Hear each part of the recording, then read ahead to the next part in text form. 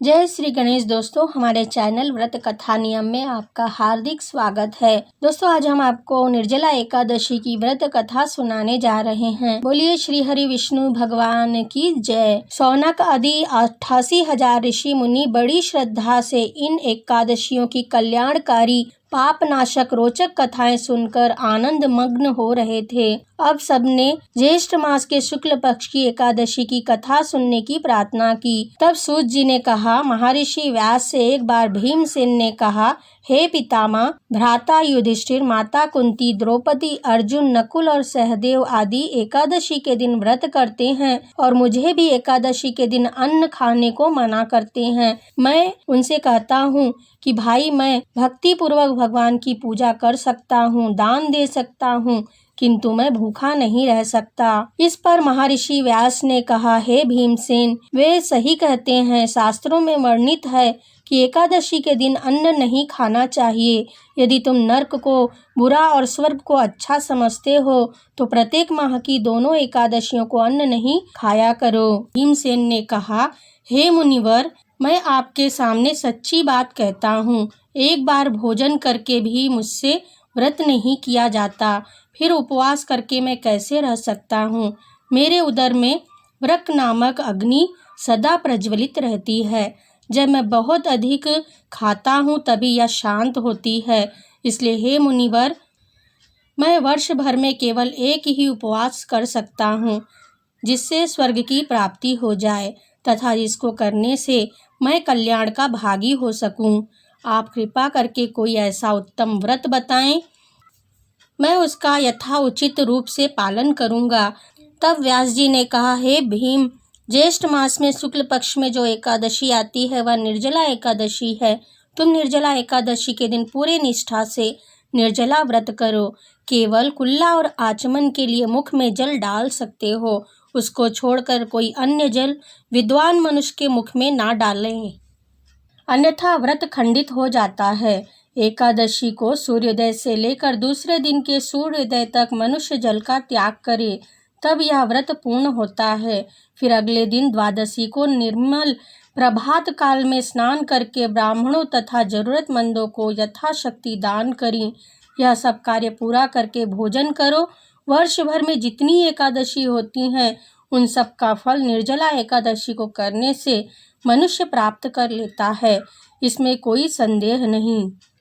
शंख चक्र गदा धारण करने वाले भगवान केशव ने मुझे कहा था, यदि मनुष्य सब कुछ छोड़कर मेरे शरण में आ जाए और एकादशी को निराहार रहे तो वह सभी पापों से छूट जाता है।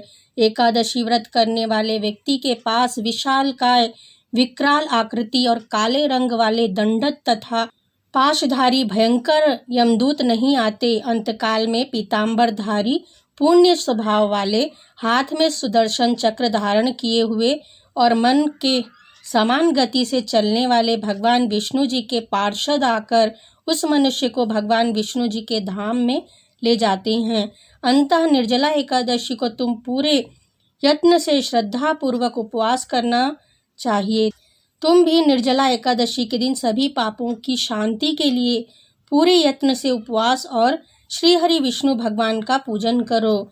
स्त्री हो या पुरुष, यदि उसने बड़े से बड़े पाप किए हो तो वह भी एकादशी के प्रभाव से भस्म हो जाता है। जो मनुष्य उस दिन जल के नियम का पालन करता है वह पुण्य का भागी होता है। उसे एक एक पहर में कोटि कोटि स्वर्ण मुद्रा के दान करने का फल प्राप्त होता है। मनुष्य निर्जला एकादशी के दिन स्नान, दान, जाप, होम आदि जो भी कुछ करता है वह सब अक्षय होता है। यह सभी श्री हरि विष्णु भगवान जी का कथन है। निर्जला एकादशी के दिन विधि पूर्वक शुद्धता से उपवास करके मनुष्य वैकुंठ पद को प्राप्त कर लेता है।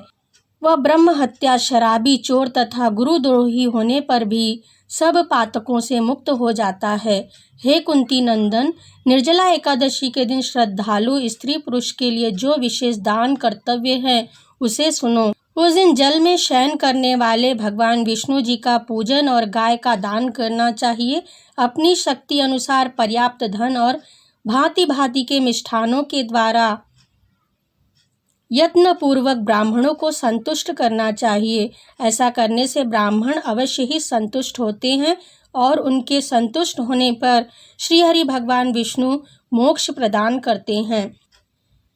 जो मनुष्य शाम दाम और दान से पवित्र होकर श्री हरि भगवान की पूजा और रात्रि जागरण करते हुए निर्जला एकादशी का व्रत करते हैं, वह अपने साथ ही बीती हुई 100 पीढ़ियों को और आने वाली 100 पीढ़ियों को भगवान श्री हरि के परम धाम को पहुंचा देते हैं। निर्जला एकादशी के दिन अन्न, जल, गो जल, शैया, सुंदर आसन, कमंडल तथा छाता दान करना चाहिए। जो मनुष्य जूते का दान करता है वह सोने के विमान में बैठकर स्वर्ग लोक को जाता है। जो मनुष्य निर्जला एकादशी की महिमा को भक्ति पूर्वक सुनते हैं तथा सुनाते हैं वह स्वर्ग लोक को प्राप्त होते हैं।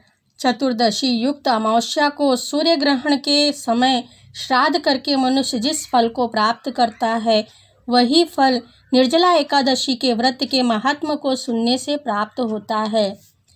एकादशी के दिन दंत मंजन करके यह नियम लेना चाहिए कि मैं भगवान विष्णु जी की प्रसन्नता के लिए एकादशी के दिन निराहार रहकर आचमन के सिवा दूसरे जल का त्याग करूंगा।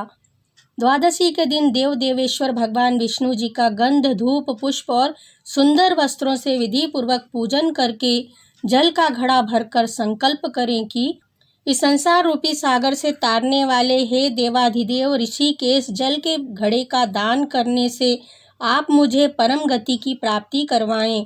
ऐसा करके मनुष्य भगवान विष्णु जी के समीप पहुंचकर आनंद का अनुभव करता है। जो मनुष्य इस प्रकार पूर्ण रूप से पाप नाशिनी निर्जला एकादशी का व्रत करता है वह सभी पापों से मुक्त होकर परम आनंद को प्राप्त करता है। निर्जला एकादशी का महात्म सुनकर पांडुपुत्र भीम ने निर्जला एकादशी का व्रत आरंभ कर दिया। तब से निर्जला एकादशी को पांडव एकादशी भी कहा जाने लगा। बोलिए भगवान विष्णु जी की जय। निर्जला एकादशी की जय। आइए सुनते हैं निर्जला एकादशी की लोक कथा। एक बार एक आदमी की नई नई शादी हुई थी।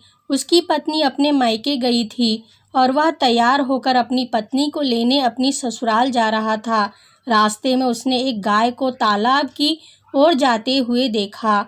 वह गाय पानी पीने के लिए तालाब में उतर गई, लेकिन कीचड़ होने के कारण वह तालाब से बाहर नहीं निकल पा रही थी।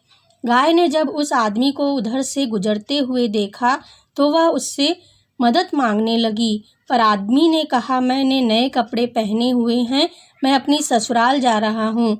अगर मैं तुम्हारी मदद करूँगा तो मेरे कपड़े गंदे हो जाएंगे। उसकी बात सुनकर गऊ माता उदास हो गई और उस कीचड़ में धंसती जा रही थी। तब गाय ने उस आदमी को श्राप दिया कि अब से 8 पहर बाद तू गधा बन जाएगा। यह सुनकर वह आदमी डर गया और अपनी भूल के लिए गऊ माता से माफ़ी मांगने लगा, लेकिन तब तक बहुत देरी हो चुकी थी। गऊ माता पानी में डूब चुकी थी। वह आदमी उदास मन से अपनी ससुराल में पहुंच गया और वहां पहुंचते ही उसने अपनी पत्नी को घर चलने को कहा। तब उसके सास ससुर उसे एक रात रोकने की कोशिश करते हुए बोले कि अभी तो आप आए हैं, कम से कम एक रात तो रुक कर जाइए। लेकिन वह आदमी कुछ भी सुनने को तैयार नहीं था। तब उसकी पत्नी ने कहा, सब इतना कह रहे हैं तब आप क्यों नहीं रुक जाते। फिर हारकर उसने अपनी पत्नी को गाय वाली सारी बात बताई। यह सुनकर उसकी पत्नी उसी समय अपने पति के साथ घर वापस आ गई। अब वह आदमी गधा बनकर पूरे दिन घर में पड़ा रहता। पत्नी को भी कुछ समझ नहीं आ रहा था कि वह कहाँ जाए, किससे मदद मांगे। कुछ दिनों बाद खाने के लाले पड़ गए। तब गधा बने उस आदमी ने अपनी पत्नी से कहा, मुझे लेकर जाकर बाहर कुछ मजदूरी करो जिससे घर में खाने पीने का सामान आ सके। पति की बात सुनकर औरत बाहर काम ढूंढने निकल पड़ी। उसके नगर का राजा अपने शहर में यात्रियों के लिए कुआं खुदवा रहा था। कुएं की मिट्टी को दूर फेंकने की मजदूरी का काम उस औरत को मिल गया, लेकिन वह औरत मिट्टी अपने सिर पर ही रखकर फेंकने के लिए जाती। यह देखकर वहां काम करने वाले लोगों ने कहा, तुम्हारे पास तो गधा है, तुम यहाँ मिट्टी अपने सिर पर रखकर क्यों फेंकने जाती हो? तुम यह मिट्टी गधे की पीठ पर लाद कर क्यों नहीं ले जाती? यह सुनकर वह औरत उसके सवालों का जवाब दिए बिना ही निकल जाती है और अपना काम करती रहती है। वहाँ का राजा भी अपने आंगन से कुएं के काम को देखता था और उसे भी यह सब अजीब लगता।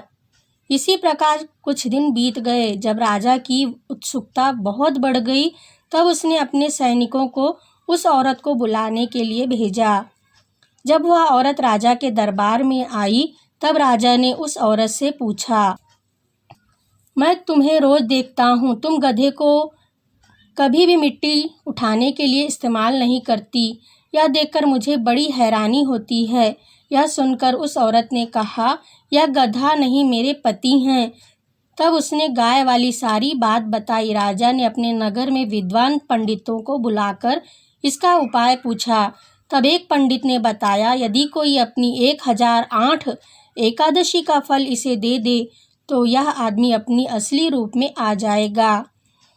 राजा ने अपने नगर में घोषणा करवा दी, लेकिन किसी ने भी 1008 एकादशी के व्रत नहीं किए थे।